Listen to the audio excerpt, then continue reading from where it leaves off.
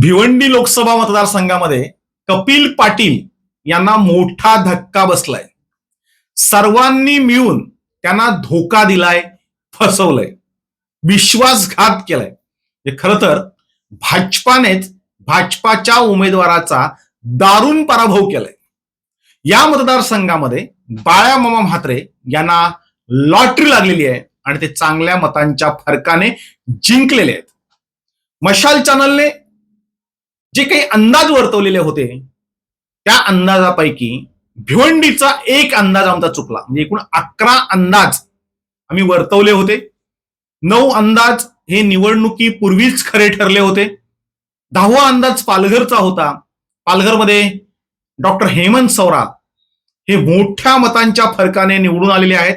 आणि 11वा अंदाज आमचा भिवंडीचा होता, तो मात्र चुकलेला आहे. तो याच्यासाठी चुकला की सगळ्यांनी मिळून विश्वासघात हा केलेला आहे. आणि विश्वासघाताची एकूण जी रणनीती असते ती अंतर्गत असते. जी षडयंत्र रचली जातात ती अंतर्गत रचली जातात आणि त्याचा सुगावा हा कपिल पाटील यांनाही लागलेला नाहीये आणि म्हणून तो अंदाज चुकलेला आहे. भिवंडीमध्ये आम्ही सांगितलं होतं की अपक्ष उमेदवार हे 3ऱ्या क्रमांकावर राहतील. ते 3ऱ्या क्रमांकावर राहिले. त्यांचे सगळे कार्यकर्ते आमच्यावर तुटून पडले होते. आम्हीच निवडून येऊ, चांगल्या मतांच्या फरकाने निवडून येऊ. काहींनी तर थेट चॅलेंज केलं होतं. आम्ही ते चॅलेंज स्वीकारलं होतं. सांगितलं होतं जर तुमचा उमेदवार निवडून आला तर आम्ही चॅनल आमचं बंद करू. ती पैंजही आम्ही जिंकलोय. त्याचबरोबर भिवंडी शहरामध्ये जी काही गडबड केली शेवटच्या रात्री त्या संदर्भामध्ये आम्ही कालच्याच व्हिडिओमध्ये सर्व काही सांगितलं होतं. तेही खरं ठरलंय. कारण अपक्ष उमेदवाराला जी मिळालेली मतं आहेत त्यांच्यावर जर तुम्ही नजर टाकली तर तुमच्या लक्षात येईल की नेमकं काय झालंय. म्हणजे सविस्तर जे विश्लेषण आहे ते पुढील भागांमध्ये आपण करणार आहोत. कारण आत्ता निकाल लागतायत, म्हणजे अजून जाहीर झालेलं नाही. त्याच्या आतमध्ये आम्ही आमचा अंदाज सांगतोय की ते बाळामामा हे चांगल्या मतांच्या फरकाने जिंकलेलं आहेत. याचं सविस्तर विश्लेषण जे आहे ते आपण पुढील भागात बघणार आहोत. म्हणजे बाळामामांना सगळ्यांनी साथ दिलेली आहे. भिवंडी शहरामध्ये झालेलं मतदान हे बाळामामांना अगदी चांगलं फायद्याचं ठरलेलं आहे. मुरबाडनी त्यांना साथ दिलेली आहे, शहापूरनी साथ दिलेली आहे. भिवंडी ग्रामीणमध्ये त्यांना चांगल्या प्रकारे मतदान झालेलं आहे आणि त्याच्यामुळे बाळामामांचा दणदणीत विजय झालेला आहे. कपिल पाटील यांनी ज्यांच्यावर जबाबदारी सोपवली होती त्या जबाबदार माणसांनी हरामखोरी केलेली आहे. त्यांनी काम चांगलं केलेलं नाही, पैसे खाण्याचं काम केलं. म्हणजे ज्या दिवशी निवडणूक झाली 20 मेला, 21 मेला आम्ही 2-3 व्हिडिओ प्रकाशित केले आणि त्यावेळी सांगितलं होतं की उमेदवारांचे पैसे हे खाल्ले गेलेले आहेत. विश्वासू कार्यकर्ते हुंदीर झालेले आहेत.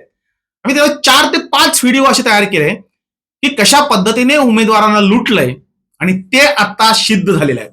खर तर कपिल पाटील यांची गुप्तहेर यंत्रणा ही किती खराब होती हे त्यांना आता कळून चुकलं असेल. त्याच्यावर आम्ही एक व्हिडिओ बनवला होता की शिवाजी महाराजांची गुप्तहेर यंत्रणा जी आहे ती किती प्रभावी होती, कसं खरे गुप्तहेर त्यांच्याकडे होते, त्याची माहिती मिळायची.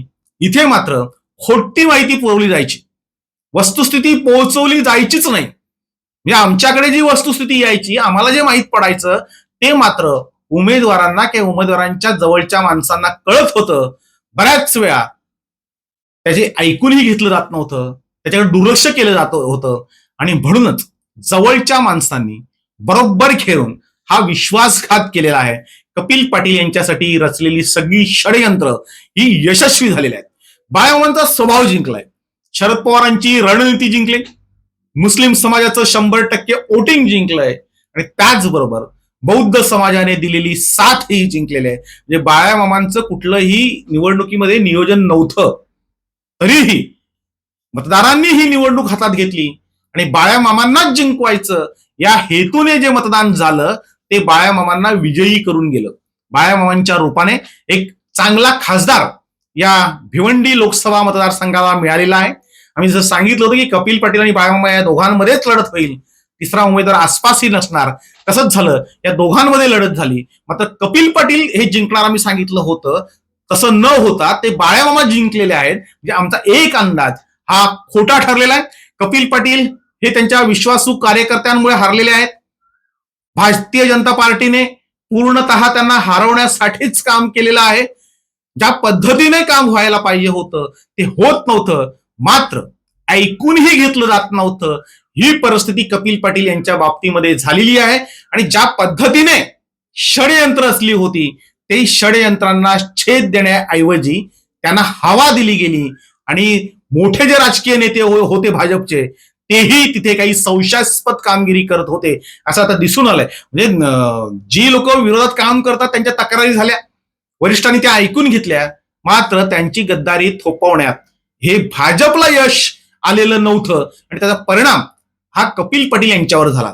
प्रत्येक मतदारसंघाची जर आपण आकडेवारी जर नीट बघितली तर कल्याण ग्रामीणमध्ये जो लीड मिळायला पाहिजे होता तो मिळालेला नाही. थोड्याफार फरकांच्या मताने कपिल पाटील पुढे दिसत आहेत, पण बाळामामांनाही अनपेक्षित असं मतं मिळालेली आहेत. ही मतं बाळामामांना मिळाली कुठून? तिथे राष्ट्रवादी नाहीये, तिथे राष्ट्रवादी किंवा काँग्रेसची लोक नाहीयेत, तिथे प्रभावी भाजप आणि शिंदे गट हाच आहे आणि तरी तिथे बाळामामांना लक्षणीय मतं मिळतात.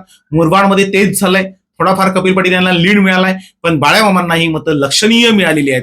ही जी मतं सगळी मिळालीत ह्या सगळ्या मतांच्या आकडेवारीवर जर आपण नजर टाकली तर आपल्याला लक्षात येत आहे की कशा प्रकारे गद्दारी झाली, धोका झाला, विश्वासघात झाला आणि त्याच्यामुळं बाळामामा हे निवडून आले. आपण पुढच्या भागात बघणार आहोत की कोणत्या विधानसभा मतदारसंघामध्ये कशा प्रकारे मतदान झालंय आणि त्याचा फटका उमेदवारांना बसलाय.